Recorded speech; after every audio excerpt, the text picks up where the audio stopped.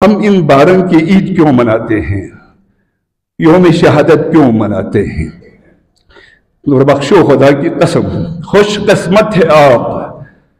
مودت القربا کی حدیث، خیر میرے پاس وقت نہیں، ٹائم آ چکا ہے کہ اس کی میں تشریح کروں۔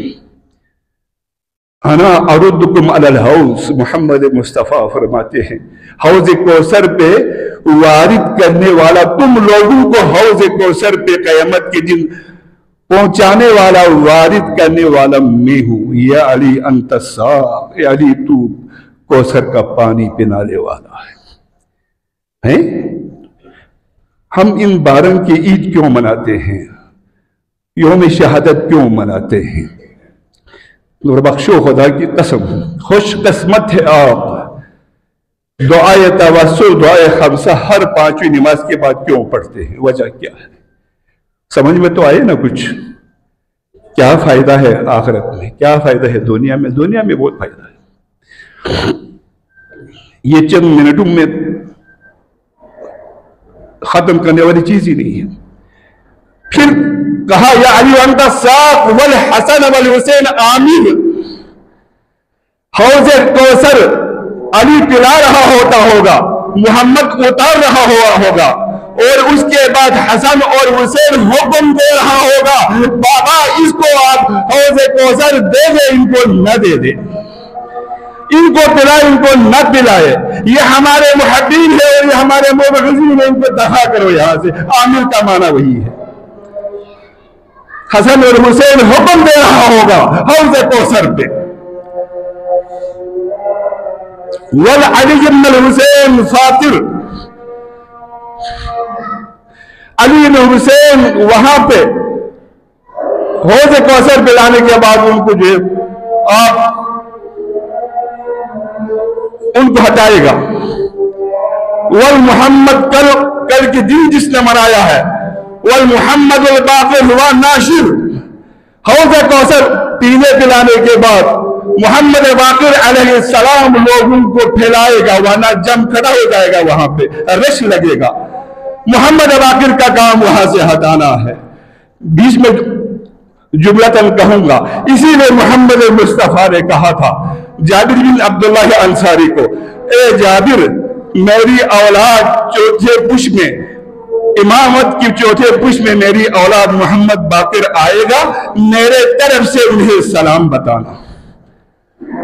جانتے ہو محمد باقر کا مقام، جس کو محمد مصطفیٰ صلی اللہ علیہ وسلم نے جلیل القدر صحابی کے ذریعے سلام چھوڑ کر آپ رحمت فرما گئے۔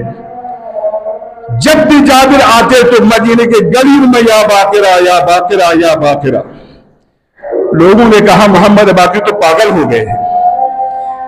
مختصر لمبی ایک روایت ہے، ایک دن نبی سے باہر نکلے تو گلی میں کچھ بچے موجود تھے، ایک بچے پہ جابر کی نظر گئی، آپ نے کہا بیٹا آپ تھوڑا قریب آ جائیں۔ وہ قریب آئے، جی آپ واپس پلٹے ذرا، پلٹنے سے پہلے مڑ کے آپ نے فرمایا یا جابر کیا ہوا؟ میرے نانا محمد مصطفیٰ نے مجھے سلام بھیجا ہے نا، وہ سلام مجھے پہنچا دو، ٹھیک ہے کیا آج بھی سے کر رہا مجھے؟ جابر نے دبوچ لیا، سینے سے لگایا، خدا کی قسم تیری چلنے کی چال محمد مصطفیٰ جیسا، تیرے بولنے کے ادا محمد مصطفیٰ جیسا، تیرے آنکھوں کے نور محمد مصطفیٰ جیسا۔ اے باقر تیرے نانا نے سلام پہنچایا تھا، مجھے شک پڑ گیا آپ کے ڈول اور ڈھال چلنا بولنا، آپ کی آنکھوں کی چمکاہٹ جو ہے مجھے محمد مصطفیٰ جیسے لگا، تو اس لیے میں نے آپ کو زحمت دی تھی آپ چلنے کی، اب معاف کریں۔ وہ محمد باقر، خوش نصیب محمد باقر جس کو محمد مصطفیٰ صلی اللہ علیہ وسلم کا سلام ملا۔ تو لہذا اور المحمد والباقر ہوا ناشر، محمد باقر نشر کرنے والا ہے۔ تو اس کے بعد آپ نے کہا والجعفر الصادق ہوا سائق، سائق عربی میں ڈرائیور کو سائق کہتے ہیں، قائد آگے چلنے والے کو سائق، عوام کو آگے بھیجے خود پیچھے چلے، اس کو سائق کہتے ہیں۔ تو حوض کوثر پینے پلانے کے بعد امام محمد جعفر صادق کا کام کیا ہے؟ لوگوں کو آگے بھیجے گا، خود پیچھے پیچھے چلے گا، ہمکا کے لے جائے گا جنت کی طرف۔ جعفر صادق کا کام یہ ہے۔ وہ موسی رضا ہوا محسی محبین والمبغضین وقامی المنافقین۔ امام محمد موسیٰ کاظم علیہ السلام کا کام کیا ہے؟ محشر میدان میں جنت کی طرف جو جا رہا ہوگا ان میں سے آپ گنتی کریں گے، ہوا محسی، آپ گنتی کریں گے کون محبین آل محمد ہے اور کون مبغضین آل محمد ہے۔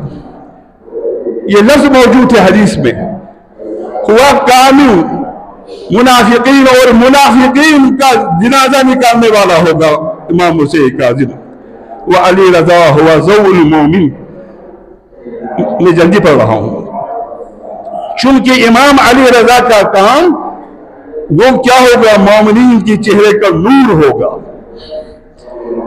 اس کے بعد آپ کہتے ہیں محمد تقی ومحمد تقی ومنزلہم علی درجاتہم فی الجنہ۔ جنت کے اندر آپ کو جو مختلف درجہ ملے گا سبھی ایک جیسا ہو کہ وہاں نہیں بیٹھے گا، وہاں آپ کی صلاحیت، قابلیت، عمل، عقیدہ کے مطابق آپ کو مختلف درجات ملیں گے۔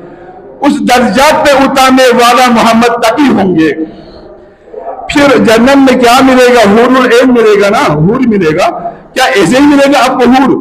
وَالنَّقِي وَيُزَوِّجُهُمْ بِحُورِ الْعِينِ۔ اور قیامت کے دن محشر میدان کے بعد جنت میں آپ چلا جائے گا، جنت پہنچنے کے بعد امام علی نقی حور اور آپ کے درمیان نکاح پڑھیں گے۔ نکاح پڑھنے والا کون ہوگا؟ امام علی نقی ہوگا۔ والحسن العسکری ہوا سراج منیر۔ جنت اگر جنت کی روشنی امام حسن عسکری کی نور سے چمک رہا ہوگا جنت۔ والمہدی والمحمد مہدی آخرہم ہوا شافعہم امتی۔ امام محمد مہدی علیہ السلام میری امت کی شفاعت کرے گا اللہ کی اذن سے۔ میں نے مختصراً تشریح نہیں کیا ہوا ہے، مختصراً بتا دیا ان باروں کو کیوں مانتے ہیں۔ پتہ چل گیا نا قیامت پہ کیا ملے گا، دنیا میں کیا ملے گا۔ تو لہٰذا بتائے دین حق آیا، باطل دین بھاگ گیا؟ نہیں بھاگا، نہیں بھاگا، ابھی تک پڑے ہوئے ہیں۔ ناحق باطل آگے پیچھے، آپ کی بھی آگے پیچھے دائیں بائیں گھوم رہا ہوگا، لیکن نظریں پھاڑ پھاڑ کے ان کا پہچاننا بہت ضروری ہے، بہت اہم ہے۔ اس لیے کہا جاتا ہے مختصراً وَلِيُمَكِّنَنَّ لَهُمْ دِينَهُمُ الَّذِي ارْتَضَىٰ لَهُمْ وَلِيُبَدِّلَنَّهُمْ مِنْ بَعْدِ خَوْفِهِمْ أَمْنًا يَعْبُدُونَنِي وَلَا يُشْرِكُونَ بِي شَيْئًا۔ حق آئے گا، ضرور بضرور باطل بھاگے گا۔ کب بھاگے گا؟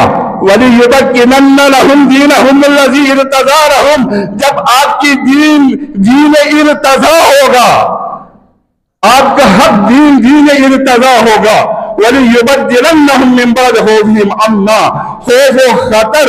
خوف و خطر کے بعد پوری کائنات میں امن ہی امن ہوگا۔ ہم خوف کو امن سے بدلا دے گا۔ یعبدوننی ولا یشرکون بی شیئا۔ اس وقت پوری دنیا میری عبادت کر رہے ہوں گے، کوئی مشرک دنیا میں نہیں ملے گا۔ اس دن باطل بھاگے گا، حق غالب آئے گا۔ کس دن ہوگا؟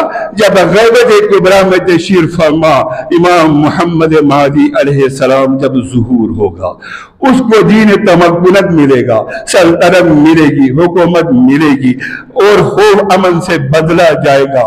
اس کا دین ارتضا ہوگا۔ پوری کائنات رب جل جلالہ عما نوالہ کی پرستش کر رہا ہوگا، کوئی مشرک آپ کو نہیں ملے گا۔